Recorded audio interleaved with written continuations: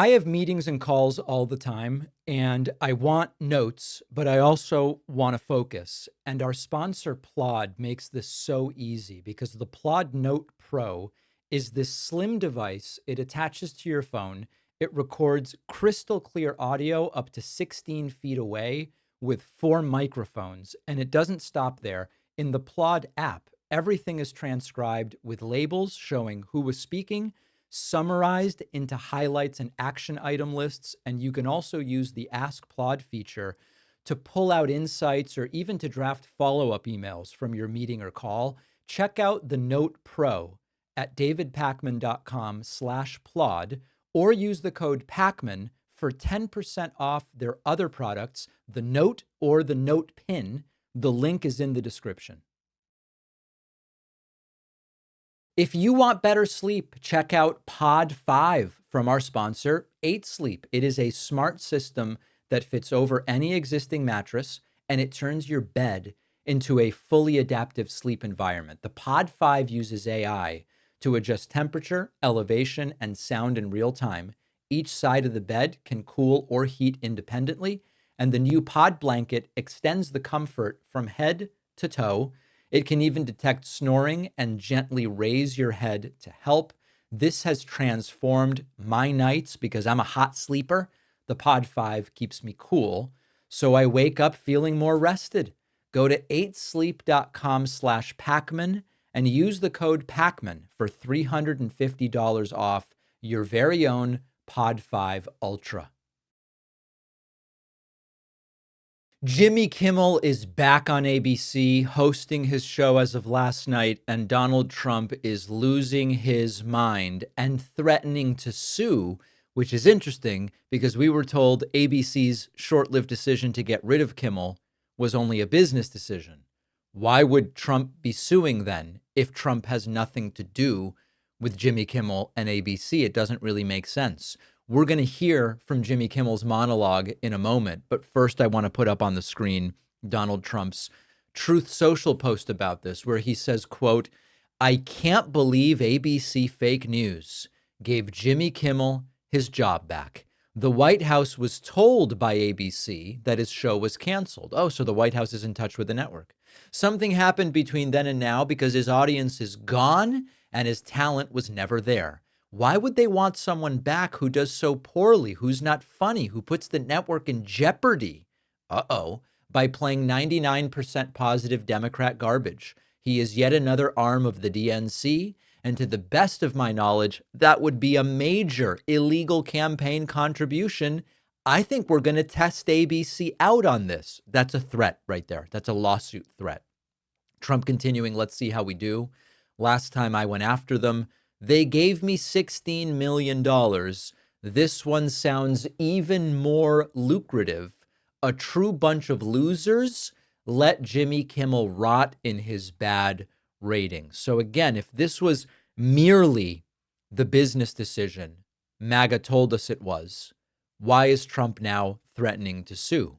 But there is a serious, like a Streisand effect here. I could not care less about Jimmy Kimmel's show and other late night shows. I haven't watched these shows in 15 years. There's occasionally something funny. Sometimes I'll get a clip of something that we use on this show. But all of a sudden, I'm eagerly awaiting Jimmy Kimmel's monologue last night, which we're going to look at in a moment. And all of a sudden, I'm following, well, ABC is putting the show back on the air, but our next star station's going to broadcast it. Our Sinclair station's going to broadcast it. What's Trump's reaction going to be? Is the White House going to take an official position on all of this? And so this is incredible because it has given, it's hard to put a dollar figure on it, but it has given millions in new audience to Jimmy Kimmel, who now all of a sudden feel like they have a stake. And in a moment, you're going to hear Jimmy Kimmel even say, this really isn't about his show. Like in the grand scheme of things, Jimmy Kimmel's show isn't what matters here. What matters is, do we live in a country where the White House and the president can influence what shows are on the air, and where they try to suppress speech or suppress criticism or suppress satire and making fun of a president, things which the Supreme Court, by the way, have found and reinforced are completely legal and constitutional and really part of the fabric that this country was built on. So Donald Trump being triggered, Donald Trump losing it, yes, it's a reminder that clearly the government is involved. Yes, it's a reminder that Donald Trump has an extraordinarily thin skin. Yes, it's a reminder that the basic pillars on which this country was built, which include, on the one hand, due process, on the other hand, states' rights and federal supremacy as appropriate, which Donald Trump is totally demolishing, and also free speech and freedom of the press. All of those basic pillars are being smashed. They are being destroyed by this president and by this administration. And so on the one hand, I love it when Trump is triggered. He's triggered so often. He's triggered so easily. But on the other hand, Jimmy Kimmel's financially independent. He's going to be fine no matter what happens to his show. The question is, in what ways is this going to be used to intimidate, to suppress other speech, and to limit the diversity of the voices that we hear? So Trump losing it, let's now go to Jimmy Kimmel's monologue. Jimmy Kimmel back last night, pounding, just relentlessly pounding Trump and the suppression of speech into oblivion. We're going to look at a couple of parts of Jimmy Kimmel's monologue. I am not a watcher of late night shows. I don't find them particularly funny. I find the interviews to be extraordinary cringe. But what I do care about is that anyone be able to do the show that they want to do. And if the show is good or not good or funny or not funny or what, it doesn't matter, because the government should be playing no role in influencing or pushing around what shows are on the air. So here is Jimmy Kimmel, overcome with emotion over this entire fiasco. I've been hearing a lot about what I need to say and do tonight. And the truth is, I don't think what I have to say is going to make much of a difference. If you like me, you like me. If you don't, you don't. I have no illusions about changing anyone's mind. But I do want to make something clear because it's important to me as a human. And that is, you understand that it was never my intention to make light of the murder of a young man. I don't think there's anything funny about it. I posted a message on Instagram on the day he was killed, sending love to his family and asking for compassion, and I meant it, and I still do. Nor was it my intention to blame any specific group for the actions of what it was obviously a deeply disturbed individual.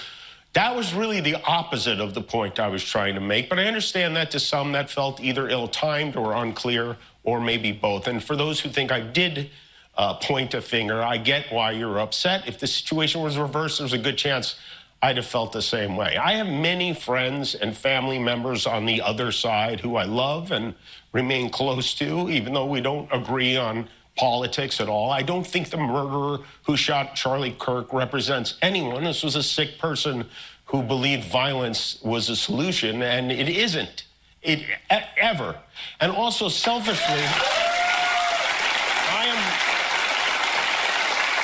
I am a person who gets a lot of threats. I get many ugly and scary threats against my life, my wife, my kids, my coworkers, because of what I choose to say. And I know those threats don't come from the kind of people on the right who I know and love. So that's what I wanted to say on that. All right. So Jimmy Kimmel doing a bit of a mea culpa and saying even though his intentions weren't what they were portrayed and so on and so forth, he understands if people didn't like his comments. Now, then he gets into what I think is the critical aspect of this. And he starts going in on Trump, and he starts going in on the suppression of speech and the completely anti-American way that this administration is carrying itself. He says government threats to silence comedians are anti-American. This is really good stuff. And it's not just comedy. He's gunning for our journalists, too. He's suing them. He's bullying them. Over the weekend, his foxy friend Pete Hegseth announced a new policy that requires journalists with Pentagon press credentials to sign a pledge promising not to report information that hasn't been explicitly authorized for release. That includes unclassified information. They want to pick and choose what the news is. I know that's not as interesting as muzzling a comedian, but it's so important to have a free press, and it is nuts that we aren't paying more attention to it.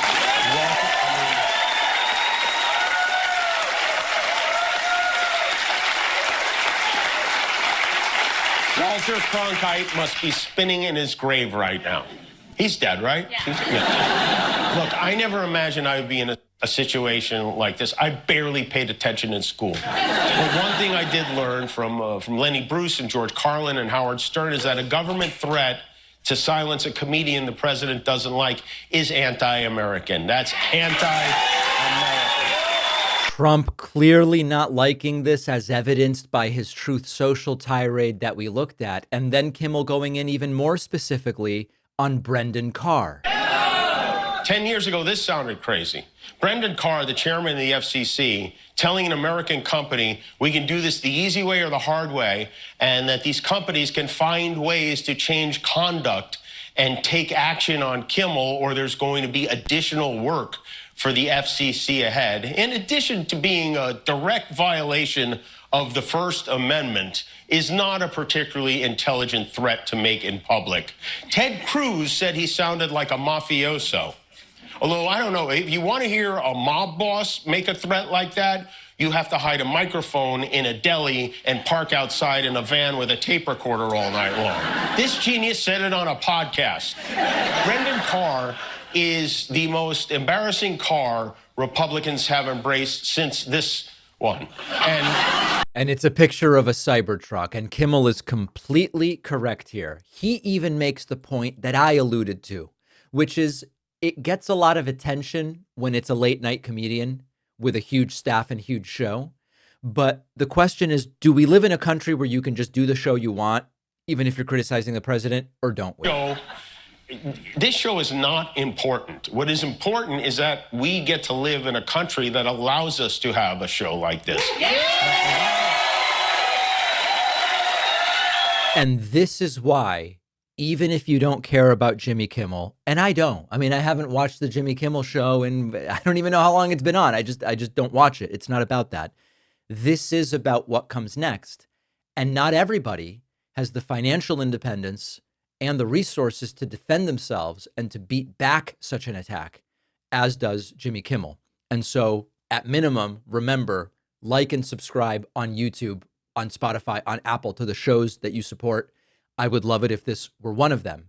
But beyond that, we've got a bigger fight ahead of ourselves here. Now, Jimmy Kimmel then also very pointedly referring to now the Epstein files are going to have to come out.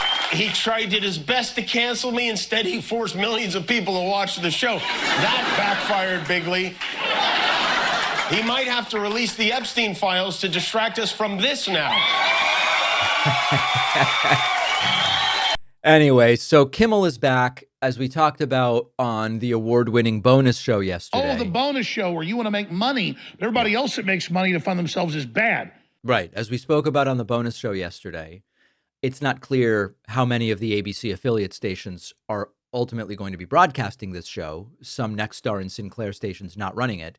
But this is a step in the right direction, although I also don't want to miss the fact that Kimmel, as a privileged multimillionaire getting his show back, it's the right thing from the standpoint of government suppression of speech. But the real concern for us needs to be the small and independent media outlets, those that are doing investigative reporting and investigative reporting of the sort that cuts directly to the core of what is wrong with this administration. Those are the bigger concerns. So the independent producers and content creators that you follow, we all really need your support right now. And hopefully Kimmel coming back is not going to unleash a subsequent layer of attacks on all of the sorts of shows that are critical of and that make fun of this administration and the president. Part of what is resonating with Americans about Gavin Newsom's approach over the last several months is that he's doing two critically important things. Number one, from a tone perspective, he's willing to fight. He's willing to fight Trump. He's willing to go after these people in the way that they deserve to be gone after. And the other thing that I like about what Newsom is doing is that he is accurately explaining the stakes. Now, Newsom appeared on the Stephen Colbert show last night, and he said he's afraid there will not be an election in 2028. He says this is the code red moment. Now, whether his personal aspirations are to be a candidate in the 2028 election, we don't know, sort of increasingly pointing in that direction. Whether he has other plans, I mean, we're going to have to wait to find out. But part of what I think he is doing right is that it is hard to think about too many other elected officials in the Democratic Party at his level right now who are speaking with this strength and directness. And that I appreciate. Take a listen. We are struggling to communicate. We're struggling to win back now the majority in the House of Representatives. And that's a big part of what I'm doing, not just today in terms of the work out here, raising money, but also raising awareness around how Donald Trump is trying to rig the midterm elections and how I fear that we will not have an election in 2028. I really mean that. And the core of my soul, unless we wake up to the code red, what's happening in this country, and we wake up soberly to how serious this moment is. Now, listen, I disagree with Newsom in that I do believe we will have an election in 2028. The question is, will the circumstances of that election lead to a result that properly and accurately reflects the will of the American people? Will everyone who would like to have voted have been able to vote and have their vote counted or not? And that doesn't mean that it's like election machine manipulation or anything like that. It just means, do the circumstances of this country, does the clampdown on speech, does the punishment of people in the media, will all of that dissuade certain people from even going to vote because they are terrified? Now, Newsom went on, one more clip I want to play, where he was critical of the Democratic Party. And this is another thing that I think Newsom is doing right. I think there are lots of people in the Democratic Party that are complete and total duds right now. And I spoke about it yesterday and I spoke about it last week, and I've been ringing alarm bells every opportunity I get. I think there are a bunch of people that make up this deep bench that is strong, very strong. You know, not only is it Gavin Newsom, it's Josh Shapiro, it's Gretchen Whitmer, it's AOC, there's a whole bunch of people.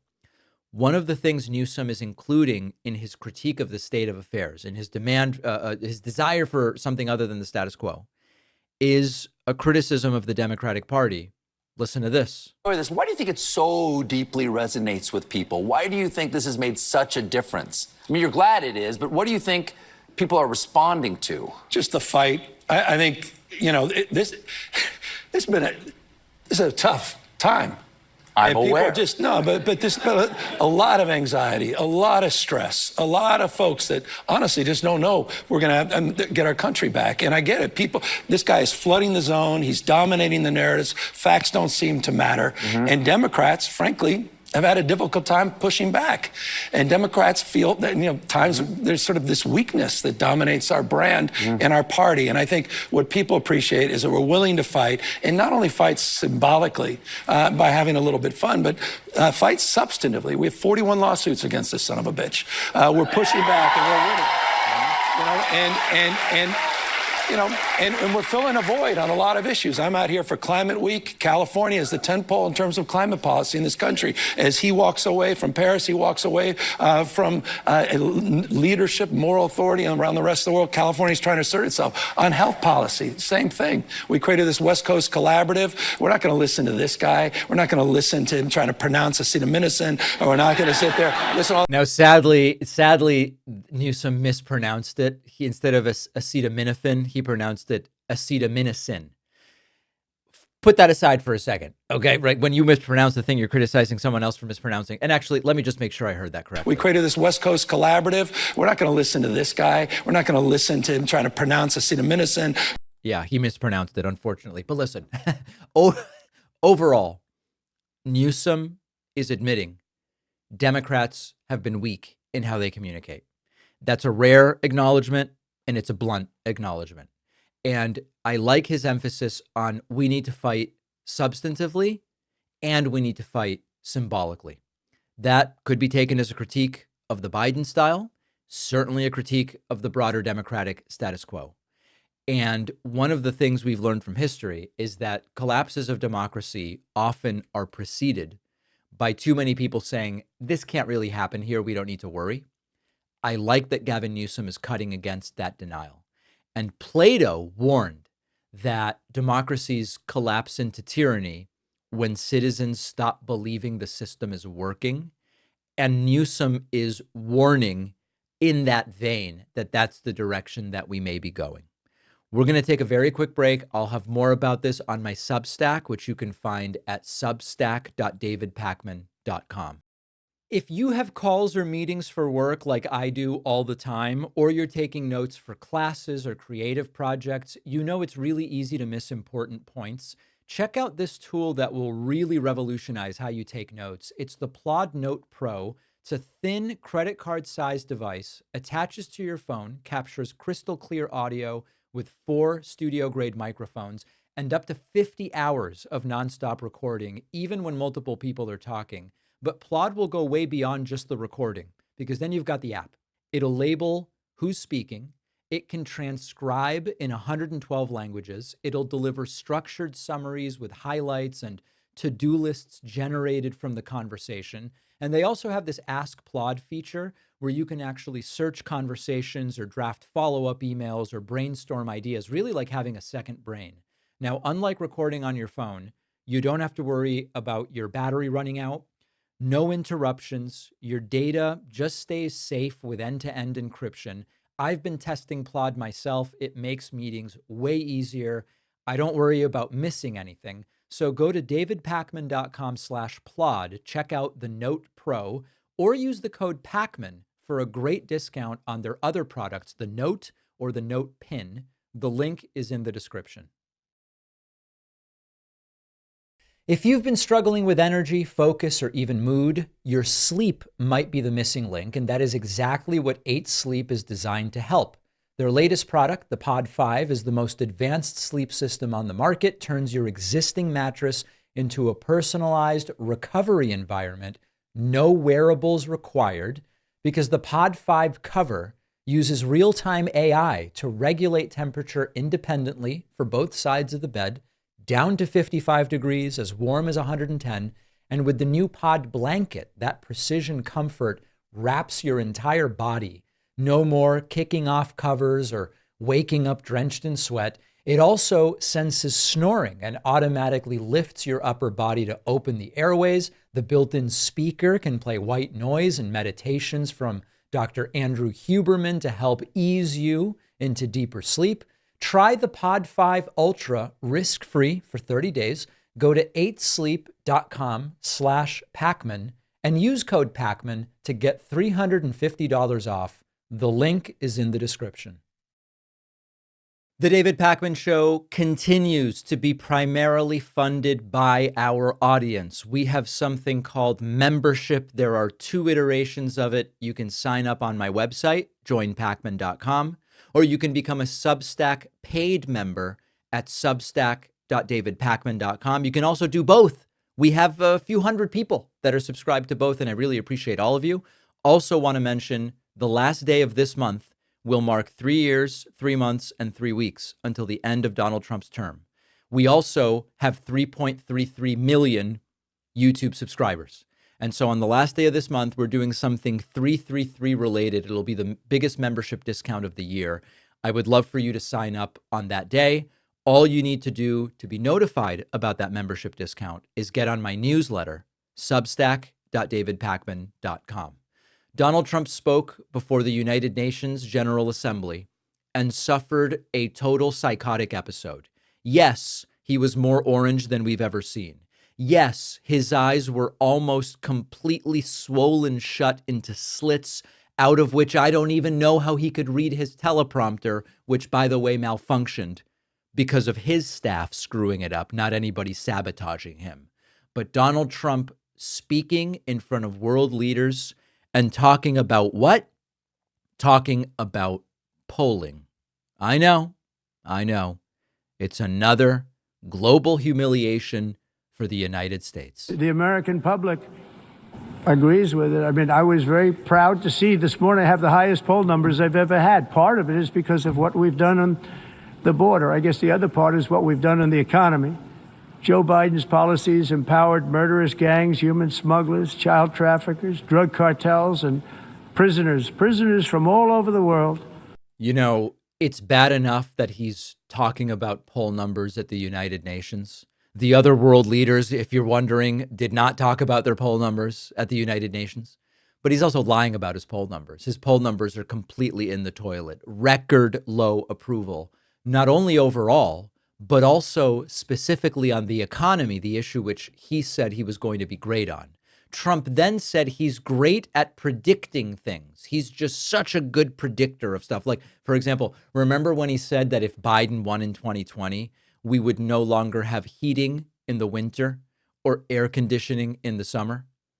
Oh, wait, that didn't come true. If you don't get away from this green scam, your country is going to fail. And I'm really good at predicting things, you know. They actually said during the campaign they had a hat, the best-selling hat. Trump was right about everything. And I don't say that in a braggadocious way, but it's true. I've been right about everything. And I'm telling you that if you don't get away from the green energy scam, your country is going to fail. Remember when Trump told us if Biden becomes president in 2020, the stock market will collapse like the recession of 1929, the Great Depression, rather, of 1929. And we had dozens of stock market records under Joe Biden. No one would have jobs under Biden, and we had record low unemployment. Anyway, something is very wrong with this guy. This is a speech more relevant to a 72-hour psych hold than to the United Nations General Assembly. Now, after 20 minutes of ranting, raving, and rambling uncontrollably, Trump told the assembled world leaders, your countries are going to hell. You have to end it now. Let's see, I can tell you. I'm really good at this stuff. Your countries are going to hell. In America, we've taken bold action to swiftly shut the room audibly laughing at Trump. This is a theme. If there is any consistency to Donald Trump's United Nations speeches, it's that the room always ends up laughing at him. And he seems to think that they're laughing with him. Classic narcissist. And speaking of narcissism, Trump also said, everybody's saying I should get the Nobel Peace Prize. Wars is action. Now, after ending all of these wars and also earlier negotiating the Abraham Accords, which is a very big thing for which our country received no credit, never receives credit. Everyone says that I should get the Nobel Peace Prize for each one of these achievements. But for me, the real prize will be the sons and daughters who live to grow up with their mothers and fathers, because millions of people are no longer being killed in endless and unglorious wars. How is that working out with Russia and Ukraine, by the way? I hate to break it to you. If you're part of the everyone who is believing that Donald Trump deserves the Nobel Peace Prize, you are going to be up for a big, big disappointment. The topic of immigration came up during the United Nations speech that Trump delivered. And at this point, he stopped making any sense, just an impenetrable word salad. Can you figure out what he's saying here? But you know, we have a border, strong, and we have a shape, and that shape doesn't just go straight up. That's right. The shape doesn't go straight up. What? That shape is amorphous when it comes to the atmosphere. And if we had the most clean air, and I think we do, we have very clean air. We have the cleanest air we've had in many, many years.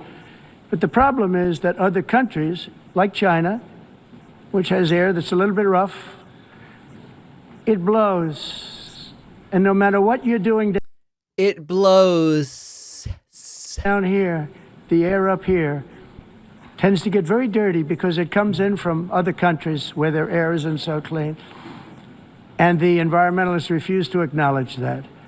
Right. Yes, Donnie, of course. Come with me. We're going to pick up your Nobel Peace Prize, okay? You're a big boy. This is a guy with something very, very wrong. This guy's sick in the head. And finally, Trump with a powerful declaration that we must protect the most persecuted people on the planet, who today happen to be Christians. I did not get that memo, I admit. In honor of this momentous anniversary, I hope that all countries who find inspiration in our example will join us in renewing our commitment, values, and those values, really, that we hold so dear together. Let us defend free speech and free expression. Let us protect religious liberty, including for the most persecuted religion on the planet today. It's called Christianity. In honor, there is no one more persecuted today than the Christians. I didn't get that memo. The world laughing to avoid crying in horror at another completely demented speech from the guy who supposedly is the world's envy. Everybody wants to be Trump and be with Trump and be doing the things Trump is doing, mostly dictators. And this went so poorly that Donald Trump ended up lashing out about escalators and teleprompters, which we'll get to later, but also left this speech and immediately posted a disgusting word salad about foreign policy to Truth Social, which really should send chills down our spines. The first post of Donald Trump to Truth Social after his totally horrifying speech to the United Nations, at which he was literally laughed at by world leaders, was such a bonkers word salad about foreign policy that it should terrify anyone who believes that we are slowly advancing as a species and as a society. It really makes me question the evolution of Homo sapiens.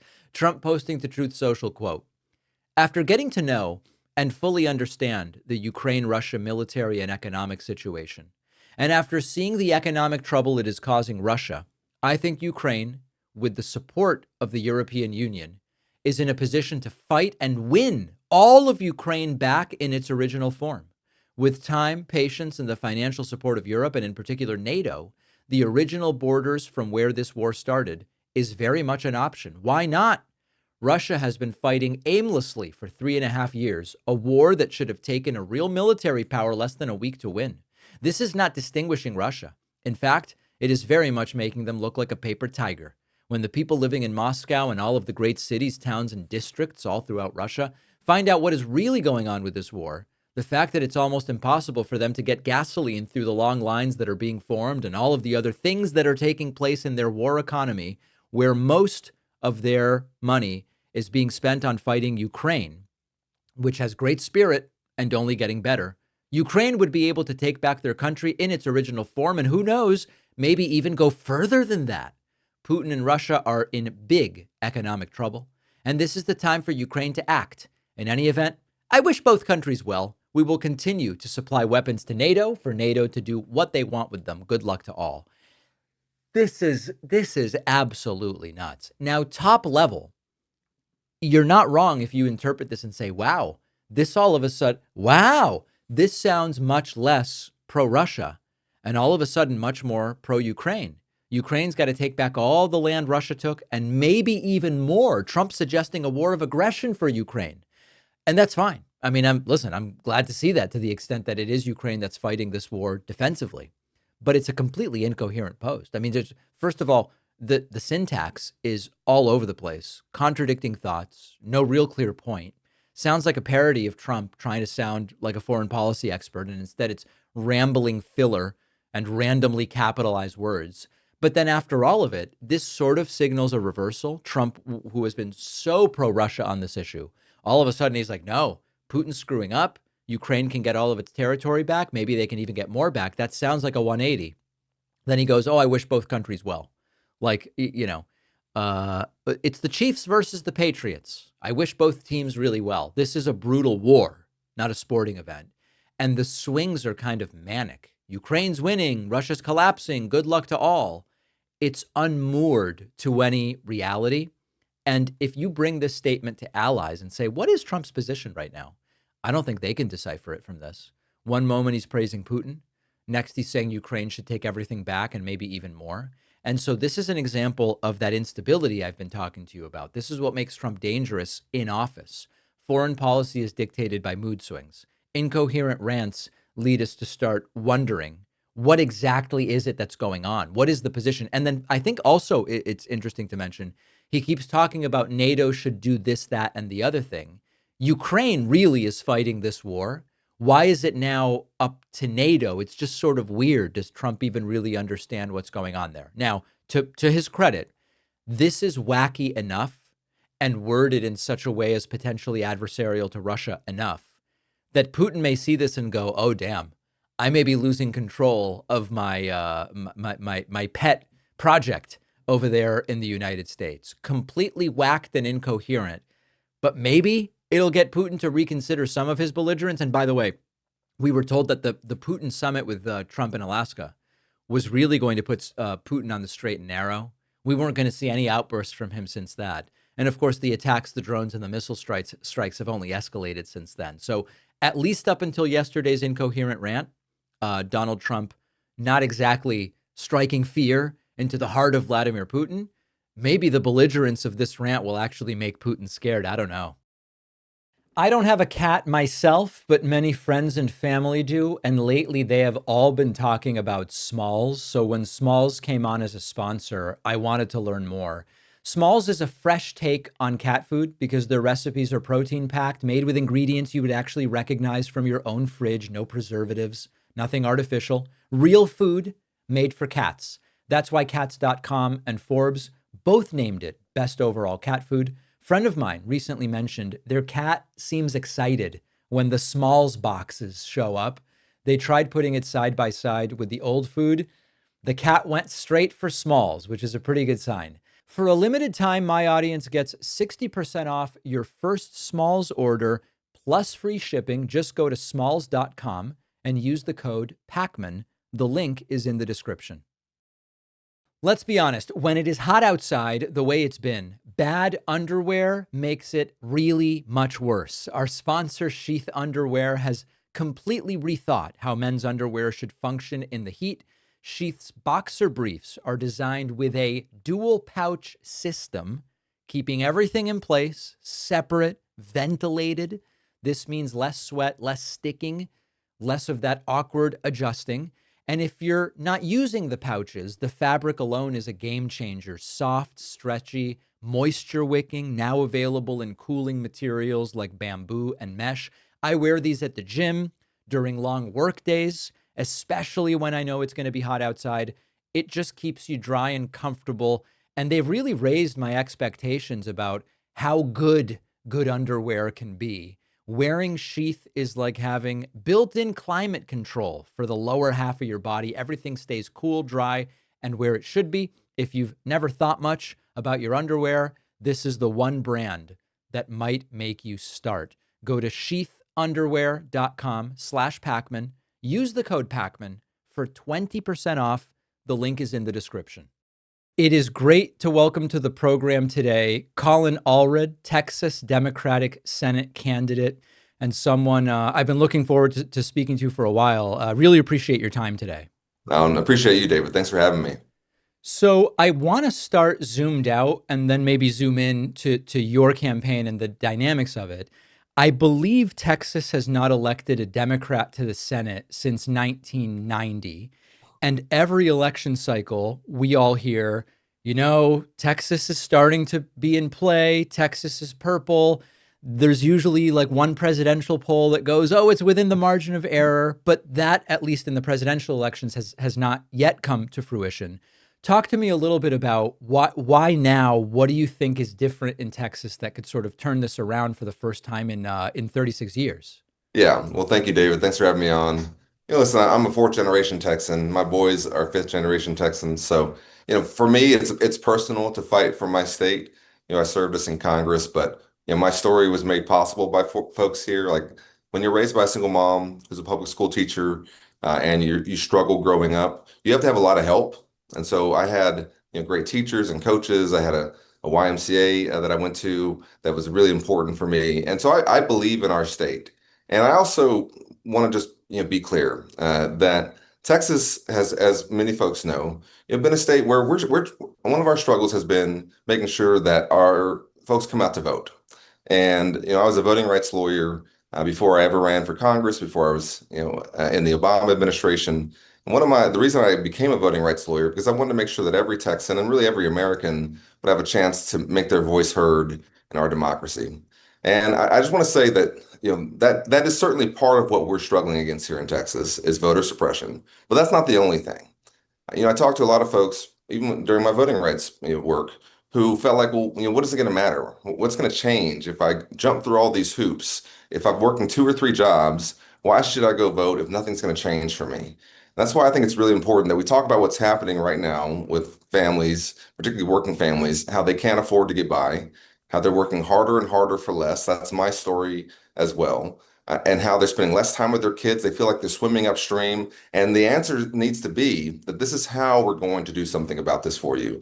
This is how we're going to lower your costs. And I put out a plan today for more affordable Texas, based on some policies that I've worked on in Congress, but that I also know that we have to put in place from my conversations all around this state to deal with the fact that folks are struggling to get by. In the last election, they were lied to. They were told that their costs were going to go down. It was not true. There was never any intention to do that. And in this election, we have to tell folks that they were lied to and that we're going to do something about it. And I think that's going to be powerful here in Texas, in addition to many of the other things that are going on that I'm sure we'll talk about. So I love that. I want to offer some hopefully constructive pushback, because I know that a lot of my audience are going to go, David, I don't know that he really answered your question right there, because Texas has way more Republicans than Democrats. The map is not favorable to this. That's why it's an uphill battle. We want to hear what you're going to have to win some more Republicans, unless you are able to increase Democratic turnout by 50%, which is tough in off-year elections, right? What specifically is going to get Texans to go, hey, you know what? I voted Republicans for a really long time. This time I'm voting for a Democrat. Which are the policies that will achieve that? Yeah, I'm glad you asked that, because in 2018, I had never run for office. I had just finished serving in the Obama administration, and I decided to run for Congress in my hometown, in the district where I was born and raised, or the hospital that I was born in, where the high school I went to was. It was a gerrymandered Republican district. They had a Republican who'd been there for 22 years. Yep. No Democrat had even run against him in the previous election because they thought that he couldn't be beaten. And I thought, I think I know my community, and I think I know the folks that I grew up around. I think we can beat this guy. And no one in the press thought we could. This was not one of the districts that people were like, oh yeah, we're definitely going to win that district. And we beat him by nearly 7 points. And I represented a true swing district in Texas and kept winning in that district. And it was a coalition. And to your point, it was a coalition of Democrats, but also independents and Republicans, and especially Black and Latino Texans who were too often written off, who we got out to vote in that swing district. In the last election, I outperformed our presidential ticket in Texas. You're running 8 points ahead of the top of the ticket in the Rio Grande Valley, where Republicans were also making gains at the same time. We flipped some traditionally Republican-held counties here in Texas. And so I do think that we have to expand our coalition, that it has to be a broad one. I think it does include certainly independents and Republicans. I've shown that I can do that. But I also think that the folks who are not getting out, and who I think our fight has to be to get them to the polls, are largely working class Black and Latino voters in Texas, who are, what we're fighting there is not so much Republicans. It's oftentimes despair. It's oftentimes, how can we push through a message that yes, something can change, that yes, I know what you're going through. I don't have to read about it. No one has to tell me about it. I live the same way you're living. I went to the same schools your kids are going to. My mom taught in those schools. I know what you're going through, and I know what we can do about it. And there, I do think it's policy, but I also think it's personal. And this is something I've been doing when I work in restaurants around our state, which I've been doing, when I go on construction sites around our state, which I've been doing, talking to working people and making sure that they know that I'm not coming at this from some lofty position and being like, I know what you need. I'm like, no, I remember what you need. And that's why I think we can win here.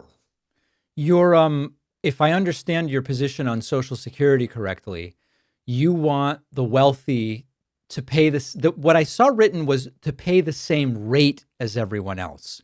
Now, my question is, when you say that, are you looking to uncap Social Security contributions? And then if so, would that also mean that the benefits that those wealthy people get at the end when they retire would also be higher?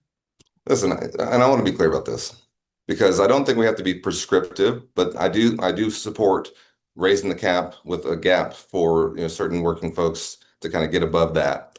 And I think that what we're seeing here is that we should treat all income basically the same in many ways when it comes to Social Security.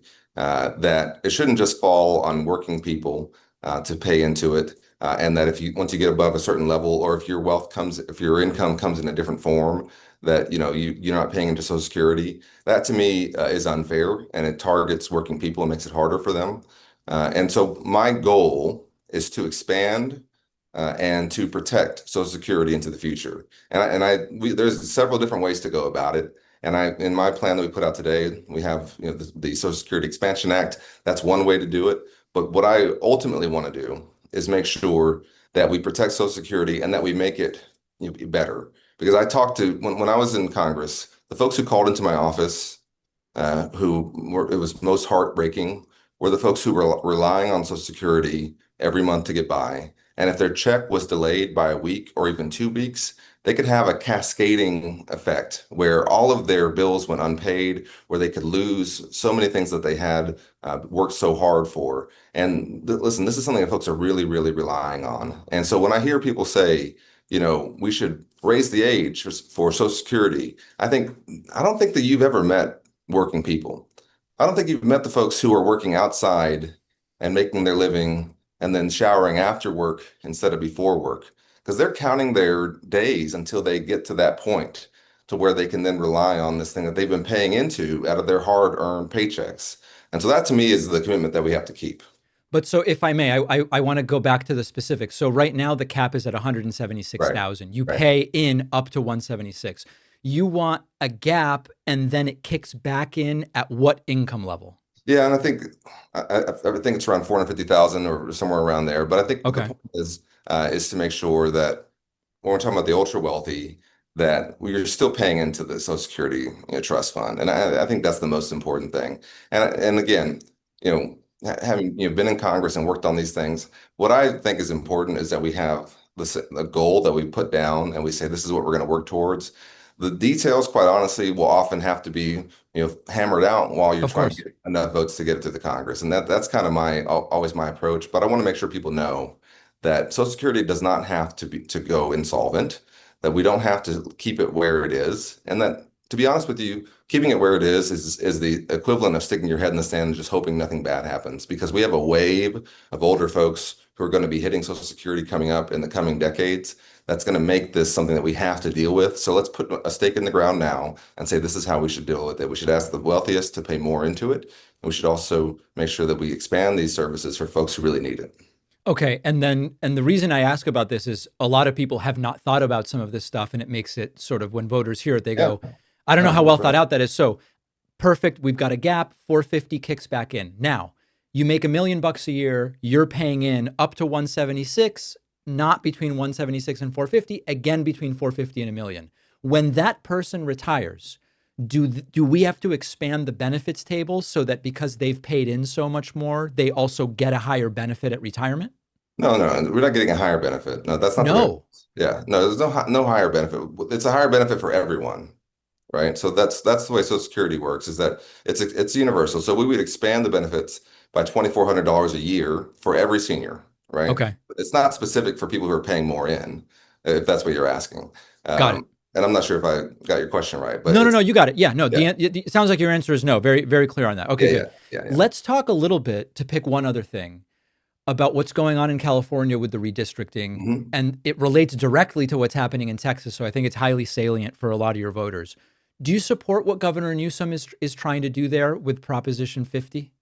I'm smiling because I hate gerrymandering. I hate it. I hate it with a passion. Yep. If you asked me, if you had a magic wand, what would you do to fix the House of Representatives? I would do Make it go away. I would get rid of gerrymandering, and I would change campaign finance, right? Yep. And as a voting rights lawyer, I literally fought against gerrymandering, right? But my position has been, and I think this is what we have to do, that we have to fight fire with fire so they can't rig the election, but that we use the power that we get, that the people will give us, to end gerrymandering forever. Right. And so to me, we can do that. We had a bill that I worked on that we passed out of the House called the John Lewis for the People Act that would have banned gerrymandering and required every state nationwide to have independent, nonpartisan commissions to draw their districts. That at that time, we had 50 votes in the Senate for it, but we couldn't get it through the filibuster. When I'm in the Senate, I'll make sure we pass that. But to answer your question, yes, I think we have to make sure that we respond to this and not let them just, rig this election. And as you know, what they're doing here in Texas is more than, how do I say this? It's worse than just numbers in the House of Representatives. It's Black and brown voices that are being silenced. Every district that they targeted, and your viewers probably know this, but every district that they targeted was a majority minority or majority Black, majority Hispanic district. And what they're doing there is reducing the overall voting power in the United States Congress for the fastest growing communities in our state, right? And they're also messing with historic accomplishments and historic districts, like Barbara Jordan's district in Houston that Sheila Jackson Lee held and that I served with her, and that Mayor Turner held most recently until he passed away. These are historic districts that particularly African Americans in Texas gave blood for. And so it's incredibly personal. It's incredibly upsetting. I do think there's a chance that the courts will invalidate some of these districts, so that fight is still not over. I think we can't let them rig the election. Last thing I want to ask you about, the stock of the Democratic Party is not particularly high right now. And I hear from so many in my audience, overwhelmingly Democratic voters, who say, David, I want to like what's coming up in 2026. I want to look and say, there's clearly a path here. There's a plan. It's an emotionally salient plan. It's tractable, that I can tell you what are the 5 pillars. And they're not getting that, right? And we've interviewed everybody from governors to senators and members of the House, mayors, everybody in between. And the biggest feedback I get from my audience is, David, I had such high hopes for this interview, and I kind of heard talking points, dancing around questions, and I don't know. What is if you were grading what's going on right now in the Democratic Party as we push to what is arguably a critical midterm, because taking the House, for example, will neuter the remainder of Donald Trump's second term. I mean, he will get nothing done if Democrats are able to take the House, for example. It's so critical. How would you grade how it's shaping up for Democrats based on what you're seeing so far? I want to just go back to 2017. Okay. And if we were having this conversation in September 2017, it was not quite the same, but you would have largely said the same things to me then. Okay. Probably. And we did not know that we were on the verge in a year from then of flipping 40 congressional seats, including the one that I was running in, of winning a couple of Senate races, winning a bunch of state House races all around the states and the country. And we did not know that was coming. And look at the folks who got elected in that election. Folks like me, folks like Mikey Sherrill, Abigail Spanberger, Alyssa Slotkin, Andy Kim. We were all folks who had never run for office. We were not politicians. And we ran because we were worried about the country. And we were worried, and we had served in government or we'd served in the military, and we wanted to take back what we knew was right about the country, and also fight the party itself that we were a member of and say, hey, listen, let's get back to what folks really care about, right? And that's where I think we are now also, is that, there's all over the country, there'll be, really strong public servants running many of whom are not, the names right now, particularly in these congressional races, who I think will emerge and who will wrest the party back to what I think its roots have to be, which is a focus on working people and working families. Yes. We have been considered to be too online, too elite, too out of touch, and honestly looking down and speaking down to working people. And in the last election, there was a cry heard in which Donald Trump won working people for the first time, like in decades. Yeah. Right. And if we don't take that incredibly seriously, and not only nominate candidates who are focused on that, but also who come from some of those backgrounds like I do, or who understand them and have direct plans on how to deal with folks who are going through that, then we will not have the election that we should have. But I remember what the 2018 election ultimately was about, with everything that was going on, from child separation, which was a horrible policy, the Muslim ban, many of the horrific things that were being done then. Yeah. That election was about the Affordable Care Act in the end, and about meat and potatoes issues. The guy who I was running against, who had voted to repeal the ACA like 56 times, by the time the election came up, he was for the ACA, right? Right. This election to me is also going to be about meat and potatoes issues, about working people, about affordability, about an economy that has been rigged against them and a system that's rigged against them. And I'm running to unrig it here in Texas. And I think all across the country, you'll see leaders emerge to do that. It may not be the party, but the party will follow folks who are successfully making this pitch to working people, because that's also, I think, the best policy, but it's good politics, right? And so my message to everyone is, instead of looking for the party to be your vehicle for your hopes, or the Right. nebulous like constellation of whatever that means, identify the people who are really talking about affordability and working people, and who are connecting on that, and who are trying to.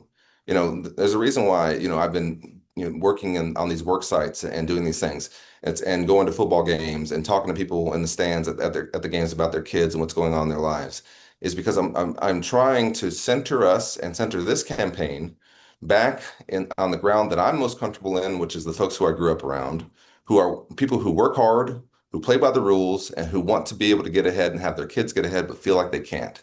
And if we do that, maybe we'll win the election and do a lot of good things. But at the very least, we'll be speaking for people who should be spoken for. This is a high stakes and potentially critical Senate race in 2026. If you look at the map, it's hard not to see that. We've been speaking with Democratic Senate candidate Colin Allred. You can learn more about the campaign at colinallred.com. Really appreciate your time today. We're watching this one closely. Yeah, thank you, and congratulations to you on the new arrival. Thank you. Appreciate that. A pending Supreme Court case could strip our Fourth Amendment rights and allow immigration agents to come into our homes for any reason, no probable cause needed, all while Republicans try to twist things so that you think this is all great for America. This should be the biggest story in the U.S. right now, but it's almost impossible to keep up with the millions of moves that Trump is making every single day. That's why Ground News exists. Ground News is an app and website that exposes the blind spots and spin before it takes control of our opinions. Ground News is the smarter, more reliable way to stay informed when MAGA is banking on us getting distracted. I'm partnering up with Ground News to give you 40% off the same Vantage plan that I use. So you'll pay only $5 a month for all of their premium features. Just go to ground.news/Pakman or use the code Pakman in the app when you sign up. The link is in the description, or scan the QR code. Our sponsor, Magic Spoon, has been with us a long time. They do the high-protein, zero-sugar cereals and treats, nostalgically reinventing some of my favorite childhood snacks. Many of you know, for me, cereal was not breakfast, it was a snack, and that is still the case. And what Magic Spoon has done is taken your favorite sugary cereals from when you were a kid and turned them into something you can feel good about. Magic Spoon is also launching a brand new high-protein granola, true to the Magic Spoon promise, packed with protein, crunchy, 13 grams of protein, 0 added sugars, and in delicious flavors like dark chocolate almond, honey almond, and peanut butter. They've got their high-protein treats as well, crispy, crunchy, airy, with 12 grams of protein in many flavors. And of course, if you don't love Magic Spoon as much as I do and our team does, Magic Spoon will refund all of your money, no questions asked. Get $5 off your next order at magicspoon.com/Pakman, or look for Magic Spoon on Amazon or in your nearest grocery store. The link is in the description. White House Press Secretary Caroline Leavitt. I almost feel bad for her, but I don't. She's still choosing to keep this job. She has done the unthinkable, and she went out and issued a threat saying if anybody deliberately sabotaged Donald Trump's escalator or sabotaged Donald Trump's teleprompter at the United Nations, oh boy, they need to be fired. Now, you might be saying, what the hell is she talking about? Well, let me explain. Caroline Leavitt put out the following tweet, quote, "If someone, at the United Nations intentionally stopped the escalator as the president and first lady were stepping on, they need to be fired and investigated immediately. The Times reported this on Sunday. Now, here is Donald Trump getting onto the escalator, and you will see, this is at the UN speech. I can't believe we're in this stupid of a timeline, but we are. And remember, when all you have is a hammer, everything looks like a nail. When all you have is authoritarianism, everything looks like someone you need to threaten. Here is Trump getting on the escalator yesterday at his speech, and you will see, indeed, the escalator stops.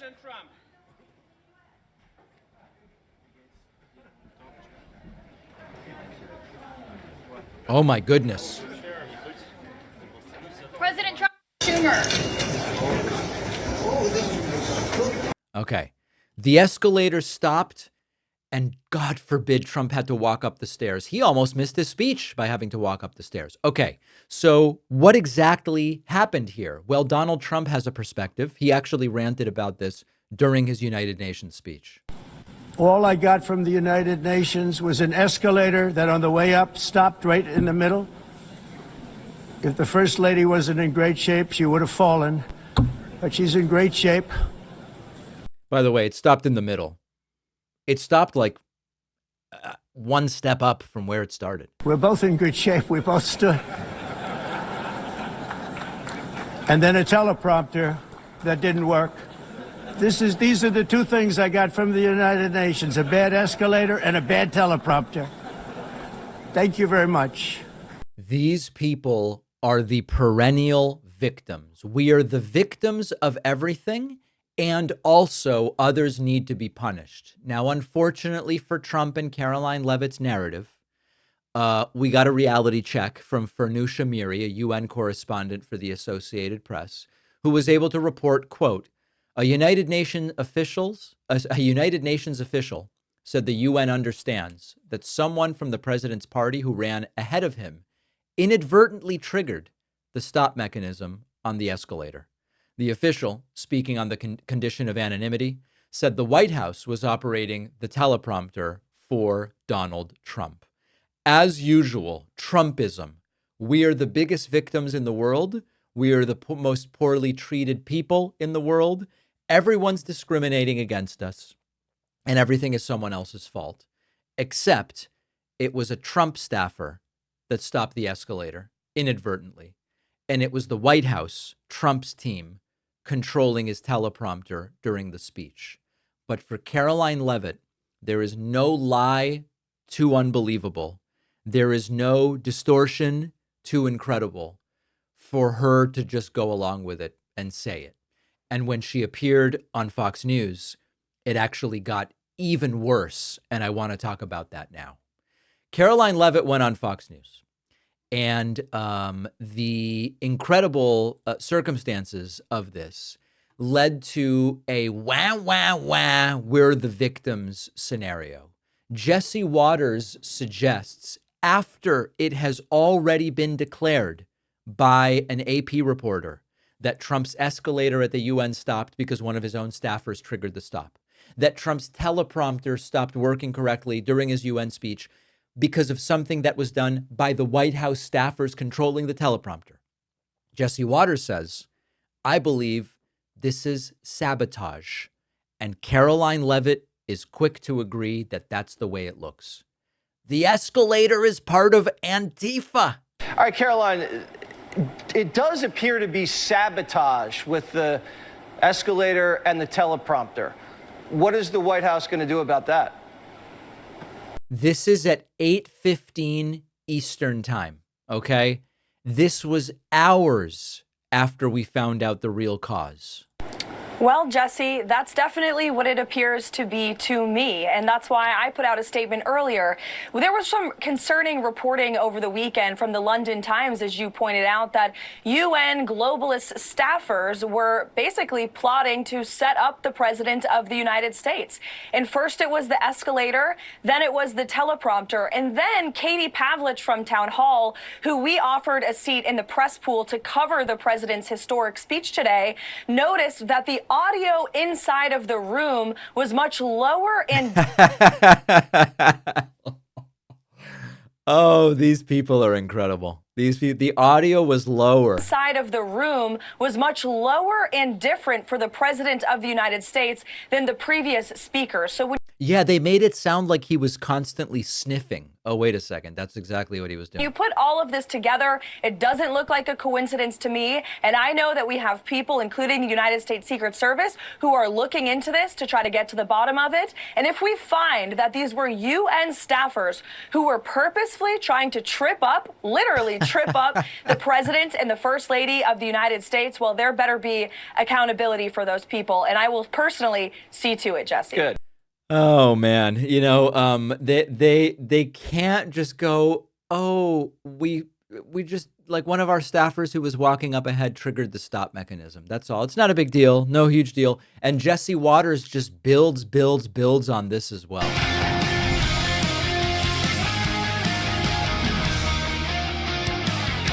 Daddy's not happy. He came to the UN today and it was a total mess. Everything was broken. The escalators weren't even working.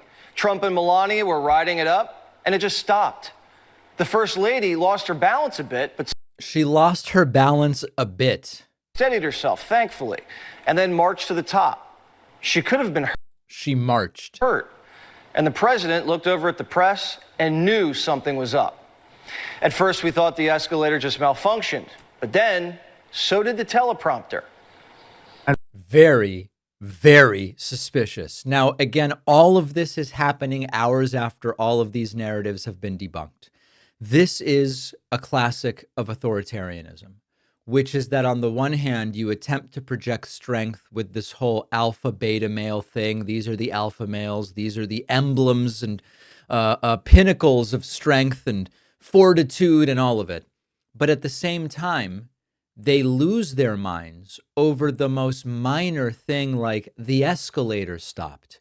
The teleprompter didn't work. Put aside for a second whether it's their fault or someone else's, it happens to be their fault in this particular case.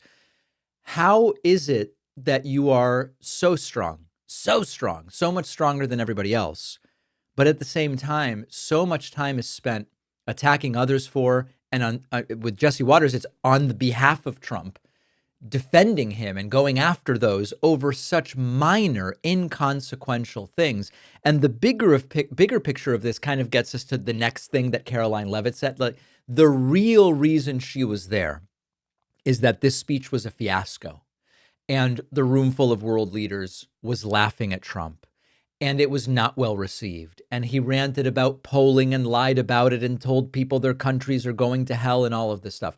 The real reason that Caroline Leavitt was there is to argue that this was really a great speech. And she talks about how the room was packed and everybody wanted to see it and all of this stuff.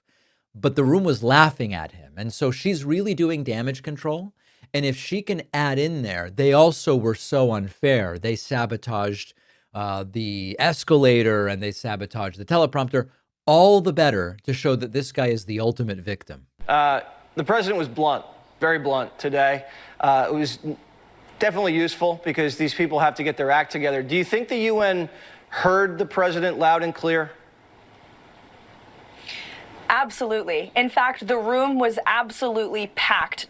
Now, what's funny is she argued they did something to the audio, so he wasn't going to be as audible. But then it's like, oh, no, they heard him loud and clear. To the walls. Every single leader showed up for President Trump's speech today, and they heard him loud and clear. And I am proud to work for President Trump every day, Jesse, but I was especially proud watching the president of the United States of America bring common sense to an organization that has made no sense for far too long. And the president gave some tough love. He said, you are all destroying your own countries. And the United States of America was just being destroyed by one of your own. He took one of your own, a globalist in Joe Biden, who had no idea what he was doing. So anyway, it was the best speech ever and everybody loved it. Nobody was laughing. Nobody was shocked by the level of self-serving authoritarianism and egocentrism. And then finally, the no new wars guy, we are told by Caroline Leavitt, is ready for a fight. And that's a warning to Vladimir Putin. But the president has said if Vladimir Putin wants to keep fighting, well, the president knows how to fight. But ultimately, always, Jesse, the president has wanted peace. He's wanted this war to come to an end, and he's made that very clear since he came into office in January. The no new wars guy is ready to fight and has not exactly been able to end that war in one day the way he promised.